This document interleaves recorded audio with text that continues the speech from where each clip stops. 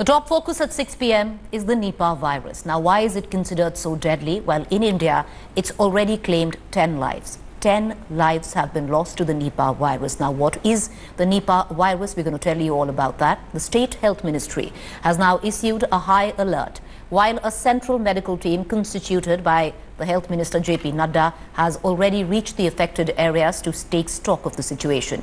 12 people have tested positive for the virus till now.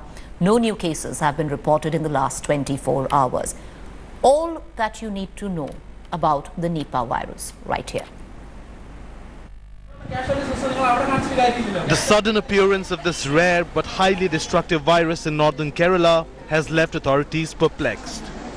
The virus was traced to dead bats found in a well in a Kozhikode village. The virus is believed to have spread from the house of a family. 2 brothers living in the house and a woman who was with them in hospital were the first to die.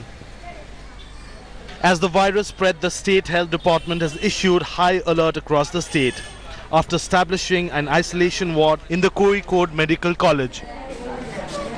In Delhi, Health Minister J.P. Nadda held a review meeting and then sent a high-level team of doctors to Kozhikode. Kendra Mandri Sri Nadda telephonil enna viളിച്ചിരുന്നു നേരത്തെ നിങ്ങളോട് പ്രശ്നം കാണുന്ന സമയത്ത് അദ്ദേഹം വിളിക്കാൻ ശ്രമിച്ചിരുന്നു direct ആയിട്ട് കിട്ടിയിട്ടില്ല എന്നാണ് പറഞ്ഞത് ഇന്നലെ രാത്രി കിട്ടിയിരുന്നു അദ്ദേഹം ജനീവയിലാണുള്ളത് മീറ്റിംഗ് നടന്നുകൊണ്ടിരിക്കുകയാണ് അപ്പോൾ അദ്ദേഹം പറഞ്ഞു എന്ത് സഹായമായാലും കേന്ദ്രം ഗവൺമെന്റ് ചെയ്യുന്നതാണ്. The virus termed Nipah first surfaced in Malaysia in 1998 while its first human host was identified in 2004 in Bangladesh. There is no vaccination for the virus, which has a mortality rate of 70%.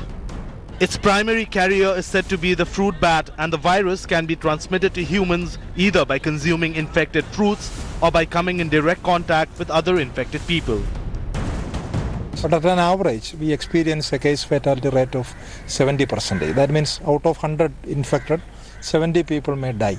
One thing that is positive is the chance of getting a Nipah infection is actually very, very rare.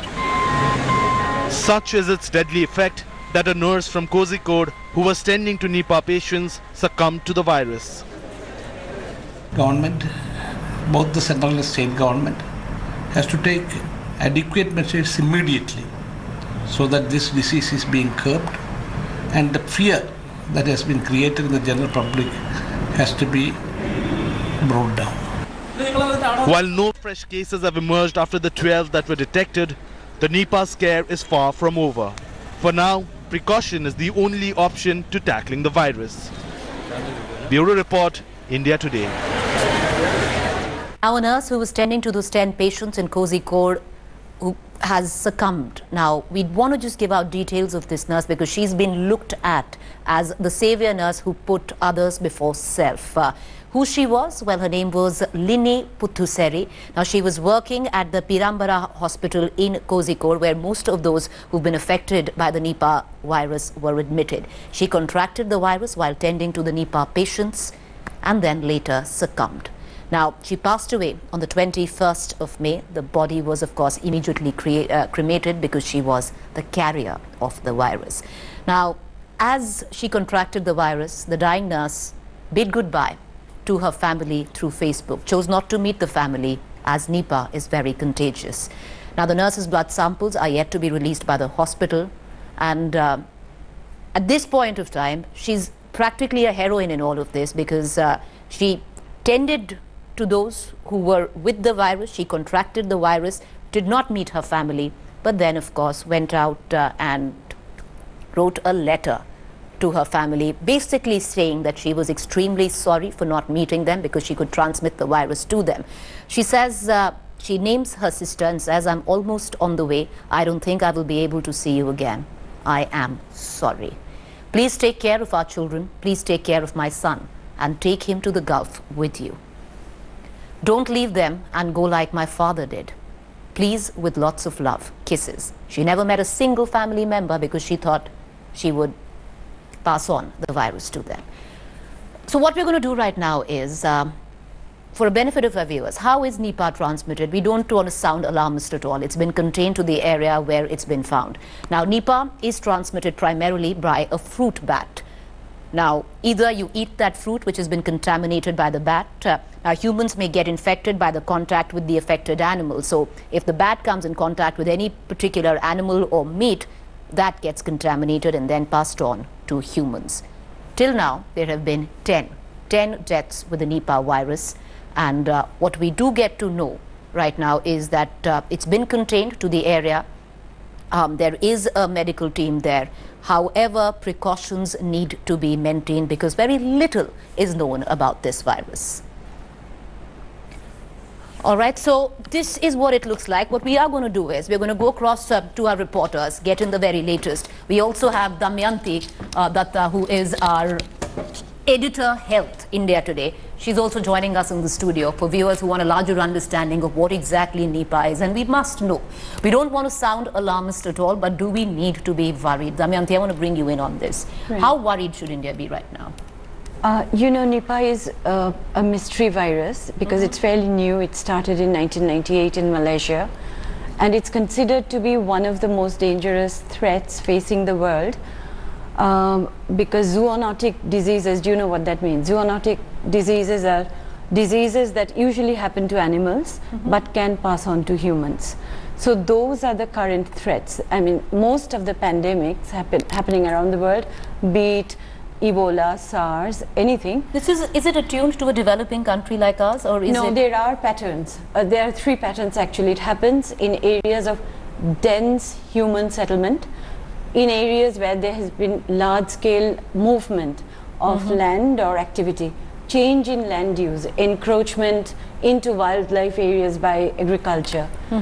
And also there are some hotspots in the world, say India, China, Malaysia, Indonesia, which are considered to be hotspots in wildlife diversity, biodiversity. So these places also have a huge diversity of microbes. You know, I'm going to come to you, Damayanti, because you're going to talk about how contagious is this, because there are a lot of people who are worried. And, you know, we don't want to sound alarmist, and I want to keep repeating myself. But I'll cut across to Gopi. Now, he's a correspondent in Kerala. Now, this virus right now has been contained to Kerala, to Kozhikode. Gopi, would you give us details? How many people now still infected? There have been 10 deaths which have been reported. How many people still infected? Any new numbers found yet? Give us details.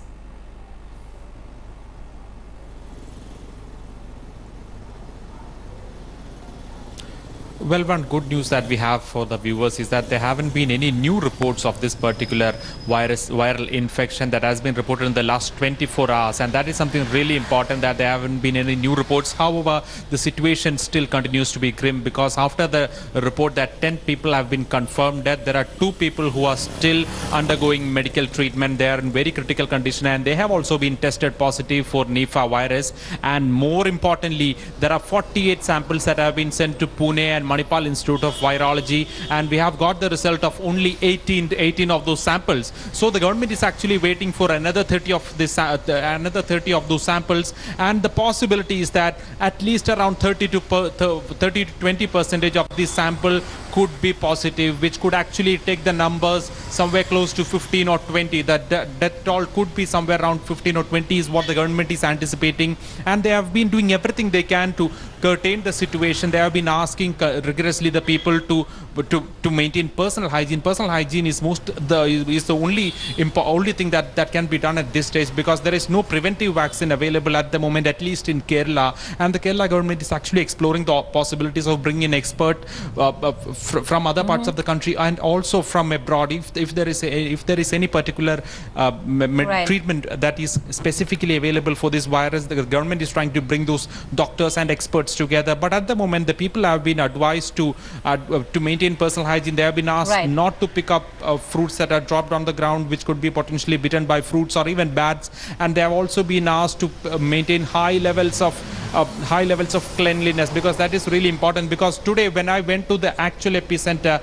We actually went to the ground zero where this actual Nipah virus have actually believed to be broken out, and we could actually see a huge well which was really abandoned, and that is a well where the authorities actually found a huge colony of bats, and they have actually taken the samples from these bats as well. Still there are people who are living very close by. That is something really shocking. And at the ground level, at the city, there are at least some people who decided to move away from this area, at least some 10 or 15 kilometers away from this, but still there are at least 60 to 40% of the people who maintain their ground and who are still staying in this area, and they're actually telling that we don't really think this is as big as it's been portrayed in the media.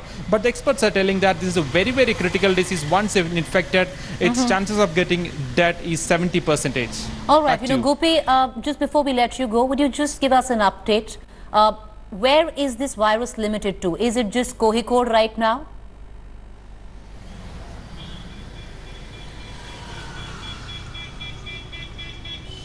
Well, actually, the fact is that there have been deaths reported from Kozhikode and Malappuram district. 8 people of the 10 have been from Kozhikode district, and the remaining 2 are from Malappuram district. However, as we were speaking to the state health minister in the morning, and we also raised this doubt on is it actually spreading, minister was actually telling that it's not really spreading, but even these 2 people who actually came from Malappuram was in direct contact with the people who were initially infected. The initial infection was noticed in a family of 4 members. Of them, 3 of them have already died. One of them is still at the hospital, and the other people who have died from, who have come from other parts of the district to a hospital, to a government hospital, made direct contact with these patients while they were at the hospital and while they were taking treatment. And that is how those people have also been, this virus have been transmitted to those people, is what we have been given to understand. And more specifically, there haven't been any new reports or fresh reports of this virus attack. I would reckon, Gopi, that would be the silver lining in all of this, that no new cases have been reported. I really appreciate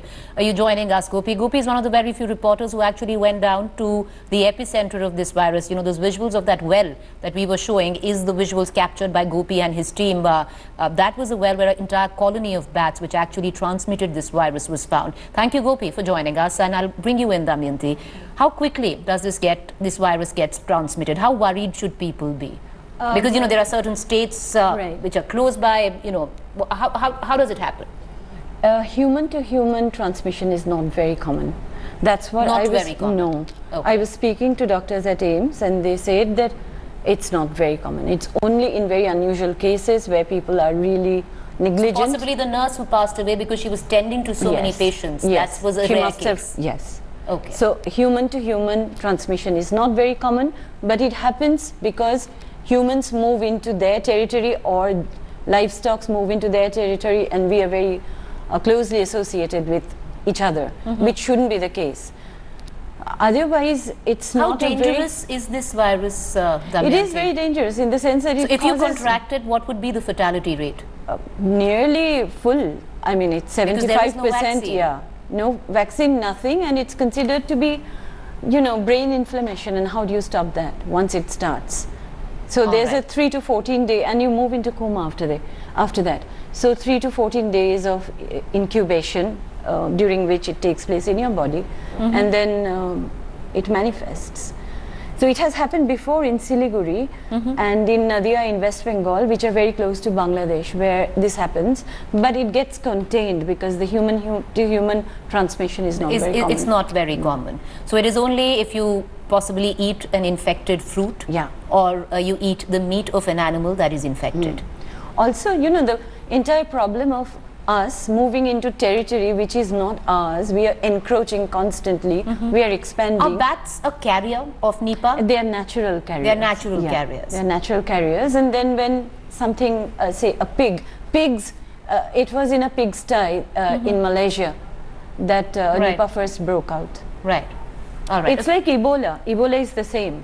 The same people, the same animals, constitution, wildlife, livestock coming together when they shouldn't. We appreciate you joining us, Damayanti. Thank you. What we will also do is keep a keen eye on the developments on this story. Till now, there is no alarm bell which is ringing for India, but yes, 10 deaths have been reported. It's been contained. Thanks for watching the video.